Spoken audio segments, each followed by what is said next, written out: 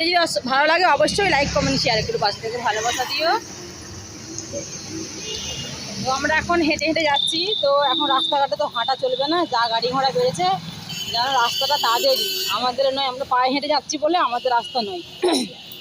এমন একটা যাচ্ছে একটা মারুতি, তো আমার কাছ দিকে চলে এসেছে। আমি আর একটু হলে হয়তো ধাক্কা খেয়ে যেতাম।